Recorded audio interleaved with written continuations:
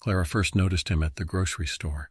She was staring into the frozen aisle, debating between Vanilla Bean and Rocky Road, when a shiver ran up her spine. A presence. That inexplicable animal sense of being watched. She turned her head slightly, catching sight of a tall man standing near the end of the aisle.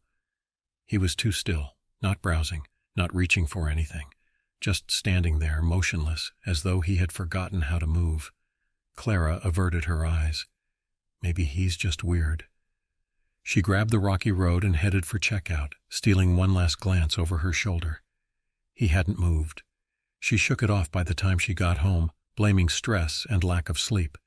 But later, while washing dishes, she caught a reflection in the dark kitchen window, a figure standing outside.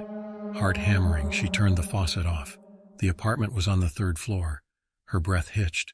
She swallowed hard and forced herself to look again. Nothing. Only the glow of streetlights against the glass. Clara exhaled, muttering under her breath, "I need to get more sleep." The next time she saw him, she was leaving work. The office had been a headache. Endless meetings, co-workers dragging her into petty drama. As she stepped outside into the crisp evening air, she felt it again, that sense of being watched. Her eyes scanned the street. The sidewalk was busy with people rushing home, but there, across the road, standing just beyond the glow of a flickering street lamp, too far to see clearly, but she knew. The way he stood, too stiff, too deliberate, the same frozen posture from the grocery store. Clara's mouth went dry. It's a coincidence, she told herself. Just some guy waiting for a ride. She walked briskly to her car, forcing herself not to look again. The entire drive home, her hands clutched the wheel too tightly. She double-checked the locks when she got inside, drawing every curtain closed, but the fear stayed with her. And then, the dream. She woke up in the dead of night, the room silent except for the slow rise and fall of her breath. A strange weight pressed on her chest, a heavy unease. And then, a shadow at the foot of her bed, tall, motionless, watching. She squeezed her eyes shut. It's a dream, it has to be. But when she forced herself to look again, it was gone. Clara couldn't shake the feeling. Days passed, but the image of the unmoving man lingered in her mind like a smudge on glass. She hadn't seen him since the night of the dream, yet the weight of his gaze still pressed against her skin. It got worse when she visited her parents. She had stopped by for a casual dinner, something she did out of obligation more than desire. Her mother fussed over the roast, her father half listened to a football game, and Clara wandered into the living room. She wasn't looking for anything, but as she idly flipped through an old family photo album, a dull unease settled in her stomach. The first picture was normal, her 5th birthday party, a backyard full of kids, balloons, a homemade cake with too many candles. She smiled at the memory. Then she turned the page. Her stomach flipped. There, in the background, barely visible behind the clusters of laughing children, a figure stood by the bushes, tall, still, unmoving, a sick sort of recognition twisted in her gut. She leaned closer, trying to convince herself she was wrong. Maybe it was an uncle, a neighbor? But no, the shape was wrong, slightly out of focus, as though the camera hadn't been able to process him properly. She turned the page again, flipping through images with growing panic. There he was at another birthday, a family picnic, a trip to the beach, never close, never interacting, just watching. Her breath came faster now, an invisible thread tightening around her ribs. "Mom?" Her voice cracked. From the kitchen, her mother called back absently. Clara swallowed hard. "Do you remember this man?" She expected confusion, maybe a joke about a photobombing neighbor. Instead, her mother's footsteps halted. Silence. Then, too casually, "What man?" Clara turned, photo album still clutched in her hands. "This one," she pointed at the blurry shape. Her mother's eyes flickered toward the page, and then immediately she looked away. "There's no one there, sweetheart." Her hands were shaking now. "Mom, he's right," I said, her mother snapped, voice tight. "There's no one there." Clara recoiled. The air between them went thick, suffocating. She didn't press it. But later, when her parents were asleep, she dug through their old home videos. She pressed play, fast-forwarded, scanned frame by frame, and then, in the flickering light of the television, she found him, standing inches behind her as a child, watching, waiting. Clara didn't sleep that night. The home videos had shattered any lingering doubt. It wasn't just the photos. He had always been there, hovering at the edges of her childhood, a silent figure in the background, watching, waiting. Her skin crawled at the memory of the footage. One video in particular stuck with her. A Christmas morning, wrapping paper scattered across the floor, her younger self laughing as she tore into a present. Her parents sat nearby, smiling, and behind them, just barely visible in the darkened hallway, was the shape of a man. Still, silent, unblinking. She had played the clip a dozen times, pausing, rewinding, slowing the frames. Each time her breath hitched. He had been standing just outside the light, as if he was waiting for her to notice. She didn't remember him, but something inside her whispered that wasn't true. She pressed her fingers into her temples. I need to be sure. The next morning she tried to rationalize it. Maybe there was an explanation. Maybe her parents were right. Maybe she was just seeing things. So she went to work like normal, plastering a smile on her face. She stopped for coffee, made small talk with co-workers, pretended everything was fine. But she felt him. That sense of being watched never left her. At lunch she brought it up casually with her friend Danny. Hey, she started, forcing a laugh. This is going to sound really weird, but have you ever noticed someone kind of following me? Danny frowned. Like a stalker? No, not exactly. Just this guy. Tall, quiet. I've seen him a few times. Danny leaned in, suddenly concerned. That's creepy. Where did you see him? Clara hesitated. Everywhere. She braced herself for a reaction, some flicker of recognition, some confirmation that she wasn't going crazy. Instead, Danny tilted her head. I mean, I don't think I've ever seen anyone like that around you. Clara felt her stomach drop. Not even once? No. Danny's brows furrowed. What does he look like? Clara hesitated. It was suddenly hard to describe him.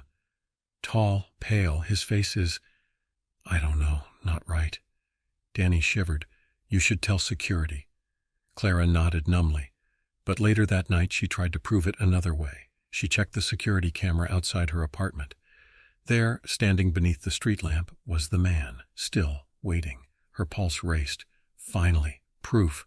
She took a screenshot and sent it to Danny with a single message. Tell me you see this, Danny replied a minute later. Clara, there's no one in this picture. Clara stared at the phone screen, her breath coming too fast. She checked the image again. The man was right there, standing beneath the street lamp, shadowed but unmistakable. She texted back, Look again, he's right there, under the light. The typing bubbles appeared. Then, Clara, I don't see anything. Are you okay? She nearly dropped the phone. A cold electric fear coiled in her gut. This wasn't a misunderstanding. Danny truly didn't see him. Her head pounded. She couldn't just sit here spiraling. She needed to do something. She needed answers. By the time she got home, her decision was made. She was going to talk to him. The idea filled her with icy dread, but she was past caring. He had been haunting the edges of her life for as long as she could remember. If no one else could see him, that meant she was the only one who could make him answer. The street outside her apartment was quiet. The world felt too still, as if something was holding its breath. And there he was, standing beneath the flickering street lamp, waiting for her. Her stomach clenched, but she forced herself to move. One step, then another. The closer she got, the worse the air felt, too thick, too charged, like before a lightning strike. She stopped 3 feet away, close enough to see the way the dim light bent strangely around him. His features were blurred, as if the human mind wasn't meant to process them properly. Her voice trembled. Who are you? Silence. Her pulse pounded in her ears. He didn't react, didn't blink, didn't breathe. Clara swallowed hard. Say something else. Make him respond. And then, before she could stop herself, she whispered a name she didn't remember learning. It came from deep inside her, from some buried place in her childhood. She barely recognized her own voice when she spoke it. Azael. The reaction was immediate. His head jerked toward her so suddenly she nearly stumbled back. His face shifted. No features changed, but something felt wrong now, like a painting that had been subtly altered in a way you couldn't quite explain. Then, in a voice that wasn't entirely human, he finally spoke. How can you still see me? A violent chill ripped down her spine. And then he vanished. No fading, no footsteps, just gone. The streetlight flickered once, and she realized something horrible. For the first time since she'd noticed him, she felt completely alone. Clara didn't remember walking back into her apartment. One moment she was standing under the flickering street lamp, staring at the empty space where he had been. The next, she was inside, locking the door behind her with shaking hands. The silence pressed in around her. The absence of him felt wrong, like a missing tooth she couldn't stop tonguing. She sank onto the couch, still trying to slow her heartbeat. "How can you still see me?" His voice still echoed in her skull. Wrong, like a melody slightly out of tune. But it wasn't just what he had said that made her insides turn cold. It was the way he had reacted, like he hadn't expected her to notice him at all, like she wasn't supposed to be able to. Her phone rang, sharp and jarring in the quiet apartment. She flinched so hard she nearly dropped it. The screen read Mom. She hesitated before answering. "Hello?" For a second there was only silence. Then her mother's voice came through the line, low, strained, and trembling. "Clara," she said, "sweetheart, we need to talk." Clara sat up straight. Something in her mother's voice turned her veins to ice. "What's wrong?" Her mother inhaled sharply. "It's about your friend." Every muscle in Clara's body went rigid. The living room suddenly felt too big, too exposed. "What do you mean?" Her mother didn't answer right away. Then in a voice barely above a whisper, "He was never supposed to come back." Clara's breath caught in her throat. A cold, creeping realization settled over her. This wasn't a misunderstanding. This wasn't paranoia. Her mother knew something, had always known something. Her fingers clenched around the phone. "Mom," she whispered, "who is he?" A long silence stretched between them. Then, "We need to talk in person." Clara frowned. "Why can't you just tell me now?" Her mother's voice shook. "Because I don't know if he's listening." The line clicked dead. Clara's hands were sweating. The air in the apartment suddenly felt heavy, pressing down on her. She had thought knowing the truth would help, would make things make sense. Instead, all it did was make one thing clear. She had never been alone. Not really, not ever. And now, for some reason, Azael was back. Clara drove to her parents' house with her knuckles white on the steering wheel. The road stretched out before her empty, but she kept checking the rearview mirror, expecting to see him standing on the side of the highway. Or worse, sitting in the back seat. Her mother's words rattled inside her skull. He was never supposed to come back. That meant he had been there before. That meant her mother had known. The house was dark when she arrived, just the dim porch light casting long shadows across the front yard. Clara stepped out of the car, heart pounding. When she knocked, the door unlocked immediately. Her mother yanked her inside, bolting it behind her. "You shouldn't have waited this long," she whispered. Clara barely had time to react before her mother pulled her into the living room, pressing trembling hands to her face, eyes darting over her like she was checking for something. "You're still here," she breathed. Clara pulled back. "Mom, what the hell is going on?" Her mother didn't answer right away. She sank onto the couch instead, rubbing her hands together, staring at nothing. "You were such a quiet child," she said finally. "You never had many friends, but you weren't alone, were you?" The room suddenly felt smaller. Clara's throat tightened. I don't know what you're talking about." Her mother's eyes met hers, sad, apologetic, terrified. "You used to talk to someone," she whispered. "All the time. We thought you had an imaginary friend. We thought it was normal." Something cold and ancient stirred in Clara's mind. She tried to shake it off. "That's ridiculous. I don't remember anything like that." Her mother exhaled sharply, gripping her hands.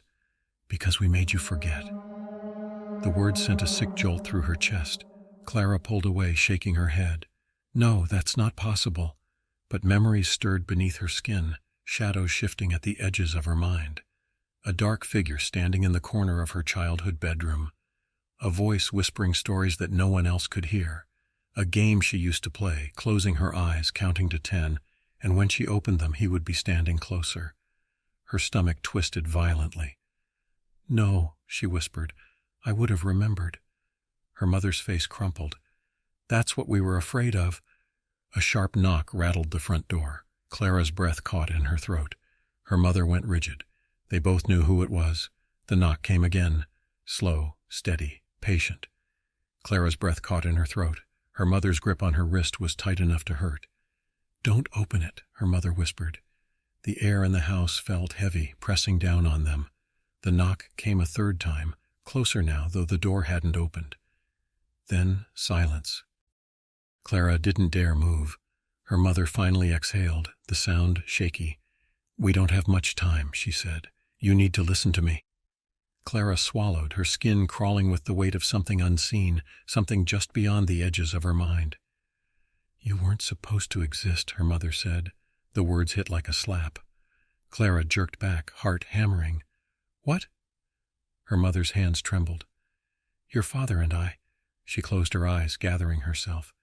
"We couldn't have children. We tried for years. Nothing worked." A sick feeling curled in Clara's stomach. "So we turned to something else."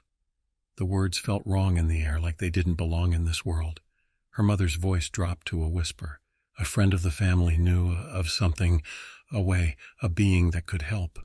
Clara's body went cold. Azel. Her mother nodded as if reading her thoughts. "We prayed to him, to the outsider." Her mother's voice wavered. "And he answered."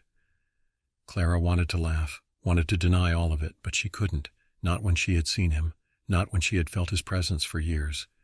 "We had you," her mother continued, tears slipping down her face. "But it came with a cost." Clara's mouth was dry. "What cost?" Her mother swallowed hard. "You were different as a child. You would talk to things we couldn't see. You knew things you shouldn't." Clara felt something inside her crack open, memories spilling in like water through a broken dam. A shadow in the hallway, a whisper in the dark, a promise. Her mother's hands tightened around hers. "I begged him to leave you alone. I thought I could keep you safe." "And he agreed?" Clara's voice was barely a whisper.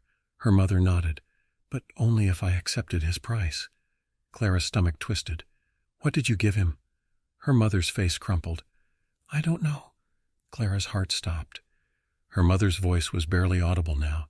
"He said I wouldn't remember the deal, that it would be safer that way." Something cold and ancient slithered through Clara's mind. She staggered to her feet, the walls of the house pressing in. No, this is insane."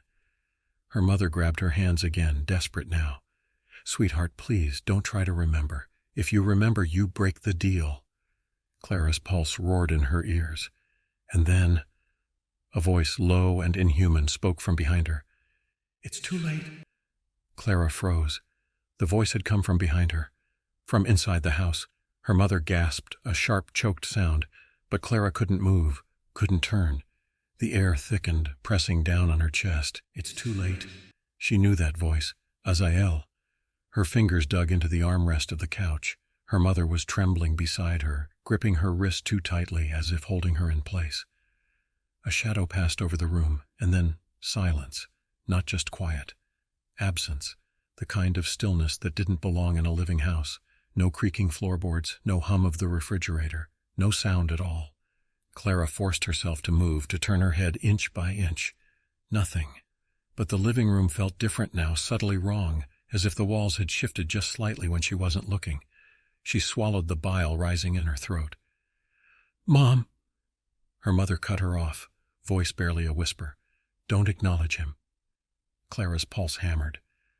"What?" Her mother's hands gripped hers tighter, too tight. Clara's skin prickled.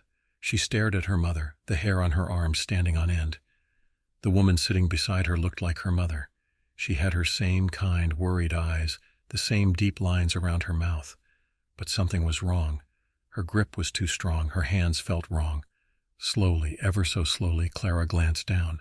Her mother's fingers were too long. Clara's heart stopped. The woman beside her, the thing beside her, smiled. And then, from somewhere else in the house, a whimper. Clara's stomach lurched, because that voice was familiar, because it was her mother's voice, weak, strained, coming from somewhere beyond the living room. The thing sitting beside her, the thing holding her hands, wasn't her mother. A scream caught in her throat. The thing squeezed her fingers painfully, its grip twisting.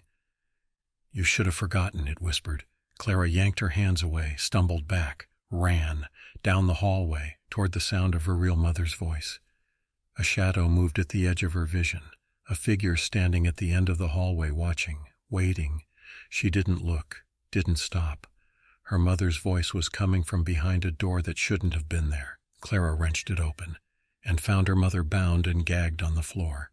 Her mother's real eyes went wide with terror as Clara stepped into the room. From the hallway behind her, a voice whispered, amused, "Now you remember." Clara slammed the door shut. Her mother, her real mother, struggled against the bindings, her muffled cries barely breaking through Clara's own pounding heartbeat. The thing that had been pretending to be her was still out there, and so was he. Her hand shook as she knelt, ripping the gag from her mother's mouth.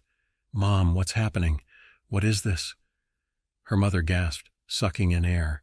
Her wrists were bound with something dark and shifting, as if the shadows themselves had tied her. Clara fumbled at the bindings, but they slithered against her fingers, tightening on their own. Her mother grabbed her wrist. "You need to run," she choked. "It's not done yet. You broke the deal." The words landed like a punch. Clara staggered back, breath ragged.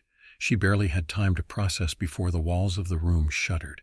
Not a normal vibration, not like something in the house had shaken. The entire reality of the space shifted, like the room was unraveling at the seams. Her mother's face twisted with terror. "It's happening?" Clara felt it then, the tug, the pull at something deeper than her skin, deeper than her bones. She turned and yanked the door open. The hallway was gone. In its place was a gaping void, a darkness that breathed. She stumbled back as something moved inside it. A twisting, shifting mass of things that shouldn't be. They weren't shapes, they weren't human. But she knew, deep in her marrow, they were waiting for her.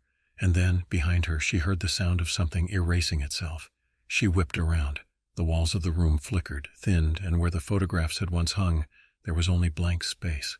The furniture faded at the edges, dissolving like mist in the morning sun, and then the terror truly set in. Her hands, her fingers were going translucent. The skin of her forearm grew thin, like she was looking at herself through a fogged mirror. Her mother's face crumpled. "Clara, listen to me." Her voice felt far away, like it was traveling across an impossible distance. Clara's own breath hitched. Her lungs didn't feel real. Her mother grabbed her, her touch the only solid thing left. "You have to choose." Clara's voice was barely there.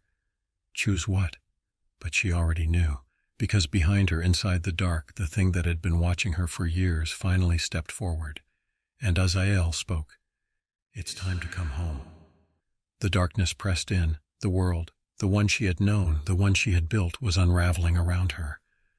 Her mother still clutched her wrist, her grip warm, real, desperate. But the rest of the house, it was disappearing, breaking apart thread by thread. And Azael was waiting. He stood just beyond the threshold of the void, his form blurred, shifting, as if his body existed between worlds, not fully here, not fully there. His voice was gentle, almost kind. "Blood of my blood, flesh of my flesh, I have kept my promise. Now you must keep yours." Clara's throat tightened. The promise, the deal. The outsiders couldn't create life of their own. They could bless others with children, but in return, the child would always belong to them. She wasn't meant to stay here. She had never belonged to this world. She felt it now, in the way her body faded at the edges, in the pull of the void, in the way the darkness recognized her. She was part of it. Her mother's hands trembled against her skin. "You don't have to go," she whispered, eyes shining with tears. "You don't have to go with him." But Clara already knew the truth. If she stayed, if she tried to fight it, she wouldn't just be rejecting Azael. She'd be rejecting existence itself. The world had already started forgetting her. The choice had been made long ago. Her mother's voice cracked. "Please." Clara turned toward Azael. The void behind him stretched endlessly, a place without time, without death, without memory. And waiting within it, others like her. She could see them now. Shapes shifting in the dark, watching, welcoming, not monsters, not strangers, family. Azael reached out a hand. "You were never meant to stay in this world, child." Clara looked at her mother one last time. Tears streamed down her mother's face. "Clara," her chest ached. Her whole being felt split in two, but there was no other choice. She wasn't real, She never had been. Clara stepped forward into Azael's waiting hand. A warmth flooded through her, a recognition, a relief. Her mother let out a choked sob as Clara's form began to fade completely. Her last words were barely a whisper. "Take me back." And then she was gone. The house filled with silence. No trace of Clara remained. No photos, no fingerprints, no memories. She had never existed at all. Hey guys, if you like my videos, please like and subscribe to my channel. I would really appreciate it. Thanks.